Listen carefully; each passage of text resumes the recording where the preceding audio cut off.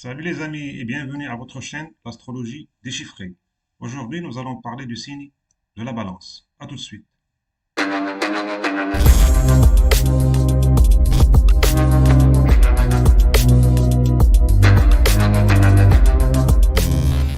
Donc, le signe de la balance est un signe cardinal et c'est un signe d'air. Un signe cardinal, ça veut dire qu'il aime initier les choses et comme commencer un nouveau projet ou bien initier, entreprendre des initiatives. Et un signe d'air, ça signifie qu'il est orienté, intellect, échange d'idées et il a beaucoup d'intelligence. La balance est gouvernée par Vénus. Et Vénus représente les relations, tout type de relations. C'est-à-dire, ça représente aussi établir un lien avec l'autre. Ou bien comment, quel type de lien ils seront établis dans les relations. Quand je dis relation, ça veut dire que ça peut être une relation de business, une relation amicale, une relation entre frères et sœurs, c'est-à-dire tout type de relation. La balance est un signe sensuel. La balance aime se connecter avec les gens. La balance aime établir un lien avec les gens en utilisant la créativité, c'est-à-dire à travers l'art, le design, la mode, le cinéma, le chant, la musique, tout ce qui est artistique. Donc la balance, elle est orientée tout ce qui est art, parce qu'elle est gouvernée par Vénus. Et Vénus, elle représente tout ce qui est artistique, tout ce qui est beauté, tout ce qui est créativité. C'est pour ça qu'on retrouve ces aspects-là chez la balance. Donc la balance, elle cherche à trouver l'équilibre parfait dans ses relations, entre l'autre personne et elle-même. C'est-à-dire qu'il faut qu'il y ait un équilibre entre ce que cherche la balance et ce que cherche la personne d'autre. C'est comme ça que la balance, elle se sent plus à l'aise et en harmonie. La personne de signe balance, il étudie toutes les possibilités avant de prendre une décision. C'est pour ça que les balances, ils sont très bons quand il s'agit de prendre des décisions. C'est-à-dire qu'ils prennent la décision optimale. Donc, comme je vous ai dit, la balance, il étudie toutes les possibilités avant de prendre une décision afin que celle-ci, elle soit prise de manière optimisée et équilibrée. La balance est représentée par la septième maison. La septième maison, c'est quoi? La septième maison, c'est l'autre. La première maison, c'est soi, c'est-à-dire ça représente notre personnalité, notre individualité, notre ego. C'est la première maison. Donc nous sommes concentrés sur soi-même et nous ne voyons pas l'autre. Alors que la septième maison, c'est l'opposé de la première. Nous nous concentrons sur le social, sur l'autre, nous considérons les gens sur l'autre, nous considérons le partenaire, le collègue de bureau, tous nos amis, etc. Donc, comme la balance est représentée par la septième maison, ce qui fait que la balance signifie aussi tout ce qui est le marché ou bien la place de vente ou bien la place, le lieu d'échanges commerciaux. Là, on échange des produits, là, on vend et on achète. Donc, la septième maison représente les autres, comme je vous ai dit, pas seulement votre partenaire, mais aussi toutes les autres personnes. Donc, la septième maison, elle signifie aussi, c'est négocier ou bien discuter avec les commerçants du marché ou bien échanger des biens ou des services.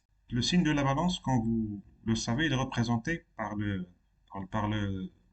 l'outil de la balance. Donc, la signification du symbole de la balance, c'est comme le gars qui autrefois, il prenait une balance dans sa main et partait au marché pour mesurer les quantités échangées et s'assurer que la vente ou bien l'échange est fait de manière équitable. Donc, vous pouvez voir que la balance, il a cette notion d'équilibre ou bien de justice ou bien d'équité dans les échanges. Tout type d'échange, que ce soit de la vente ou bien des échanges de biens ou bien.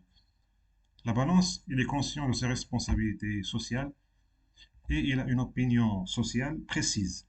Et il a la capacité de fédérer ses contacts ou bien ses amis et de les convaincre à adhérer à son idéologie. C'est-à-dire que quand il a une idée en tête, par exemple, il peut rassembler ses amis autour de cette idée et les convaincre à suivre son chemin ou bien à adhérer à son opinion.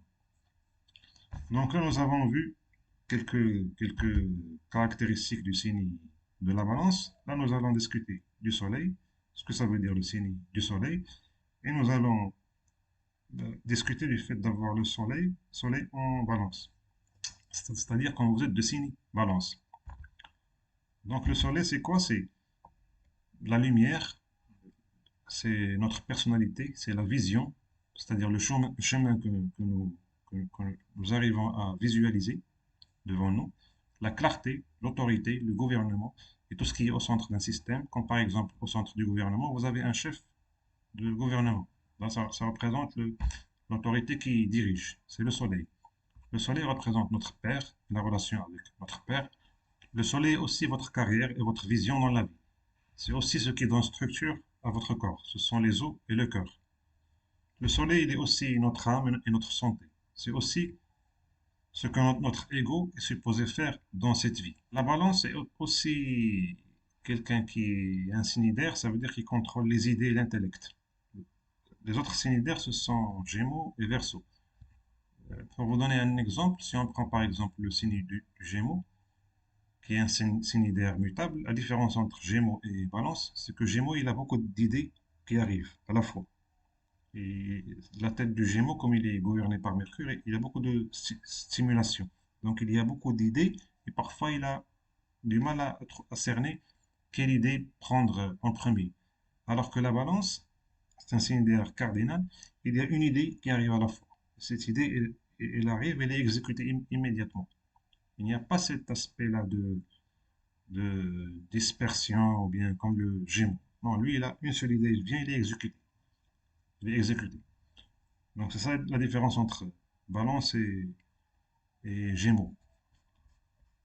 Donc le fait d'avoir le Soleil en Balance, donc là, ce qu'il faut savoir, c'est que si le Soleil il est dans les 10 premiers degrés du signe, il est considéré comme débilité. C'est-à-dire que le Soleil il est considéré débilité ou bien affaibli ou bien, c'est-à-dire que son énergie elle va pas être utilisée à 100%. Ça va être autour de 30% par exemple ou bien 25%. Mais ça dépend, il faut aussi voir d'autres planètes comme Vénus. Donc le Soleil, il est considéré débilité s'il est dans les 10 premiers degrés du signe de la Balance. Le signe de la Balance, il dure 30 degrés.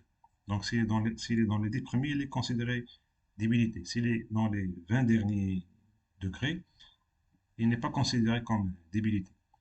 Donc pourquoi le signe, la planète du Soleil est considérée débilité dans le signe, dans les 10 premiers degrés du signe de la Balance? Parce que le Soleil, c'est comme le roi. Le roi, il aime trôner, être seul, tout seul sur son trône et donner des ordres et diriger. Et quand il est en balance, il est forcé de coopérer avec les autres, de devenir diplomate et de chercher l'équilibre dans ses relations. Et ça le stabilise. Parce que le roi, il veut dominer, il veut donner les instructions et les ordres. Il n'est pas intéressé par tout ce qui est coopération et chercher l'équilibre dans les relations. Il ne voit pas les choses comme ça. Donc c'est pour ça que ça peut un peu déstabiliser le soleil quand il se trouve dans le signe de la balance. C'est aussi parce que le soleil, c'est comme le roi, il cherche à être respecté et honoré. Alors que quand il est parmi la foule, il devient semblable aux autres et ça le rend introverti en quelque sorte. Le soleil en balance se sentent plus confiants. Les gens qui ont le soleil en balance ou bien qui sont de signe balance se sentent plus confiants quand ils sont dans une relation. Tout type de relation. Comme je vous ai dit avant, c'est-à-dire relations de business, amicales, amoureuses, tout type de relation. La position de Vénus, c'est aussi importante à savoir dans ce cas. Donc il faut aussi voir la position de Vénus parce que Vénus, elle gouverne le signe de la balance. Donc quand le soleil il est dans les 20 derniers degrés de la balance, là nous avons une balance qui est normale, c'est-à-dire qu'il n'y a pas cet aspect-là de débilité du soleil. Dans ce cas-là, la balance n'est plus désespérée pour être en relation avec les autres. Ça vient de manière plus naturelle et plus souple. La relation avec le père aussi ne va pas souffrir dans ce cas. c'est-à-dire quand le soleil il est dans les 20 derniers degrés de la balance. Parce que le soleil représente aussi notre père. Le soleil en balance signifie parce que le soleil c'est le pouvoir et l'autorité. Donc quand le soleil est dans le signe de la balance, ça signifie la décentralisation du pouvoir et la redistribution du pouvoir au peuple, c'est-à-dire à ses amis, à son entourage, à ses collègues. C'est-à-dire que la personne elle est plus autoritaire et ne veut plus dominer les gens, et avoir tout le pouvoir. Elle aime partager le pouvoir avec ses amis, avec ses connaissances, ses collègues. Donc le soleil en balance, ça signifie aussi les voyages et la fin des choses. Quand le soleil il est en balance, la personne doit faire attention à sa santé, parce que le soleil, ça représente aussi la santé. Le soleil en balance fait que cette personne aime être en groupe et entourée de ses amis ou collègues de travail. Parce que c'est plus le soleil où il aime être seul et agir seul. Là, il est en balance, qui est un signe de groupe et d'interaction sociale. Ce qui fait que cette personne, elle aime être en groupe et entourée par ses amis ou bien ses collègues de travail.